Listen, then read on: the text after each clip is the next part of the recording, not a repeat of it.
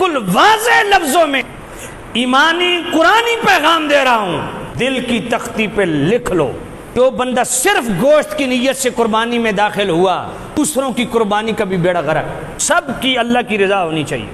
جو یا رسول اللہ کو ناجائز کہے وہ آپ کی قربانی میں حصہ دار بنے، قربانی ناجائز، نہ اس کی نہ تمہاری۔ جو مطلقاً حضور کے علم غیب کا انکار کرے اس کی قربانی بھی ناجائز، تمہاری بھی ناجائز، قربانی سرے سے نہیں۔ حیات النبی حدیث متواترہ سے ثابت ہے، حدیث متواترہ کا انکار کرنے والا مسلمان نہیں۔ جو حیات النبی کا انکار کرے اس کو قربانی میں شامل کرو گے، تمہاری بھی قربانی نہیں۔ حضور کے خصائص و فضائل و محامد و محاسن کا انکاری ہو، اس بے ایمان کو اگر شامل کرو گے قربانی نہیں ہوگی۔